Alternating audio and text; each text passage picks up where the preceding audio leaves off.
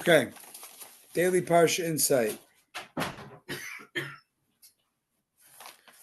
The Daily Parsha Insight on page 150 for Monday. Today we talked about Moshe telling the Jewish people, you may indeed appoint a king over yourself. Although the Jewish people have not had a king since the destruction of the first temple. First temple? Yeah, I guess. In the second temple, there were kings, but it wasn't in the same way.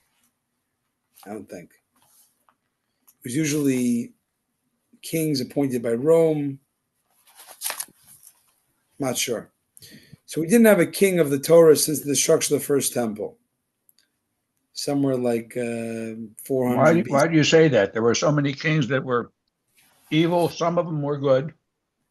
In the second temple? I don't know. I'm not sure why it says. In the second temple. No, you're right. But you're right. I'm sorry. Because it wasn't the way we would typically have a biblical king. There were kings. Yeah, you're right. Adrian was a king. He wasn't a biblically. But instead of kings, we had the Kohanim from Matityahu. Right, exactly, right. This I do and that know. was a mistake. That was a mistake, but it was the only way to proceed. Right. Okay, moving on. Anyways, we did since 400 BCE approximately. We didn't have a king of the Torah, and we will not have one until Mashiach comes. Amen. However, today we need to appoint a king over ourselves. It says here, appoint a king. What do you mean? I can't appoint a king. I don't have a temple. You know, who am I going to appoint as my king? You have to appoint a personal king. What's a personal king?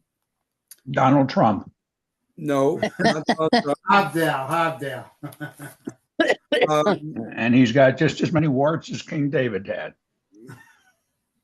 Anyways, we have to appoint. What does it mean to appoint a king? The sages say, appoint for yourself a teacher, but treat your teacher kind of like a ruler of your life in a way, who you consult with the teacher on all matters of spiritual life.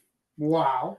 Don't delude yourself to think that you can guide yourself objectively. You need to have a spiritual king over you, someone who is kind of like a spiritual master, someone you consult with and learn from.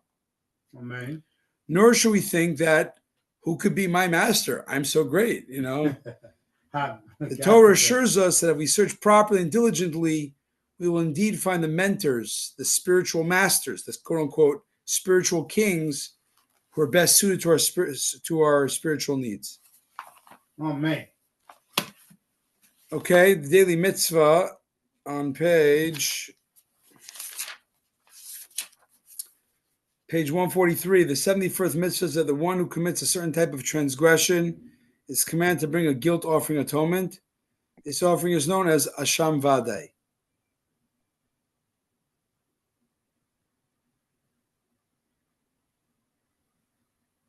You commit a certain type of transgression, certain types you have to do, called a certain carbon. It's called the Asham Vadai, the whatever. We say, if you want to know what they are, for example, if somebody unintentionally has benefited from something sanctified, like an animal or an object, or let's say someone stole something and swore falsely, or one had relations with a shivcha charufa, a certain type of half Jewish maidservant, whatever. Or when somebody falsely denies having an object that he was watching and he says it was stolen, and he swears that he was taken, he lost it, and really he kept it. Right. These transgressions you have to bring a guilt offering.